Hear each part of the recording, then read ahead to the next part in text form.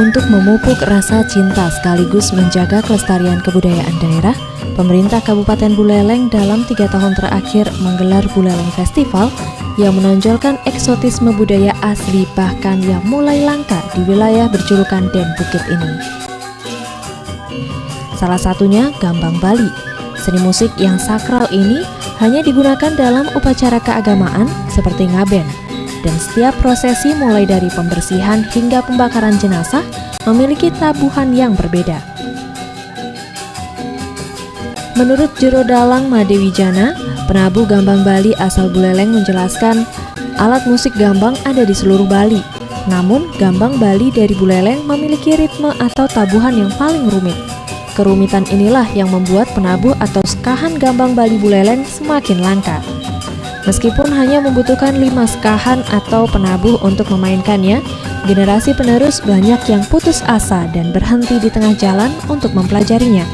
Sehingga penabuh Gambang Bali asal Buleleng, Jero juga menambahkan, pelaku seni gambang Buleleng yang ada sering kewalahan memenuhi banyaknya permintaan untuk keperluan upacara ngaben di Den Bukit ini. Alat musik sakral seperti gambang ini untuk di Buleleng keadaannya langka itu. Terus makna dari gamelan gambang ini atau alat musik yaitu hanya untuk dipakai dalam mengadakan upacara. Mirisnya, di saat Bujang Jegek Den Bukit angkat tangan mempelajari kesenian ini, 6 bulan terakhir Jero Dalang Madewijana disibukkan oleh seorang tamu asal Amerika yang sengaja datang khusus untuk berlatih menabuh gambang Bali khas Buleleng.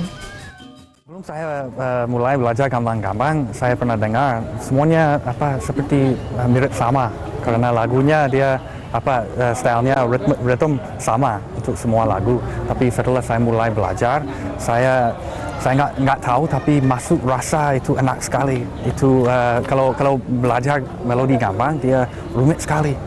Dia juga dia luar biasa.